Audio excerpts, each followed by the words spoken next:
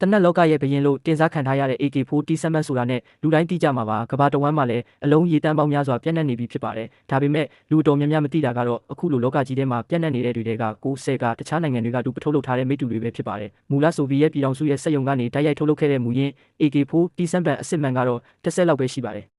ဒီနေ့မှာတော့ကျွန်တော်နဲ့အတူ1956ခုနှစ်တုန်းကထုတ်လုပ်ခဲ့တဲ့ဆိုဗီယက်မူရင်း AK47 တနက်အမှတ်တစိမ့်တစ်ခုကိုဖွင့်ကြည့်ရအောင်တစ်တာဖုံးကိုဖွင့်လိုက်တဲ့အချိန်မှာတော့အဝါရောင်တန်းနေတဲ့စက်ရုံထုတ်အချက်လက်စာရွက်ကိုအရင်ဆုံးတွေ့ရပါလိမ့်မယ်အဲ့ဒီစာရွက်ပေါ်မှာဆိုရင်တော့တနက်ရဲ့ထုတ်လုပ်မှုအချက်လက်တွေထုတ်လုပ်တဲ့ရက်စွဲနဲ့တနက်ရဲ့အရေးသွေးတိုင်းတာတွေကိုရှင်းရှင်းလင်းလင်းရေးသား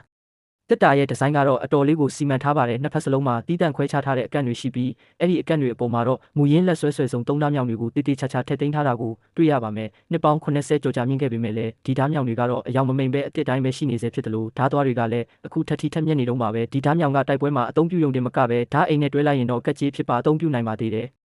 တက်တာအလဲမှာတော့မူရင်းဆိုဗီယက်ထုတ် AK47 တနက်10လက်ကို CCV ထည့်ထားတာကိုတွေ့ရပါမယ်ဒါကတော့အစစ်မှန်ဆုံးဆိုဗီယက်ထုတ်တနက်တွေပါပဲတနက်ကိုတဲ့ကိုတက်တုနဲ့တစ်သားကိုတွဲဖက်ပြီးပုံစံထုတ်ထားတာဖြစ်ပြီးတနက်ရဲ့အယောင်သွေးကလည်းတောက်ပနေစေဖြစ်တာကြောင့်ကြာရှည်ခံထားရတဲ့အမှတ်သားဆိုတာလုံးဝမတွေ့ရပါဘူးတနက်နဲ့တွဲပါလာတဲ့တနက်တိုင်းကျိုးတွေကလည်းနှစ်ပေါင်းများစွာတင်းစီထားခဲ့ပေမဲ့အခုထိကြန့်ခိုင်မှုရှိနေတော့မှာပဲတနက်ဘေးမှာတော့တနက်ကိုထိမ့်သိမ့်ဖို့အတွက်အထူးပြုလုပ်ထားတဲ့တနက်စီတွေကိုစက်ကူနဲ့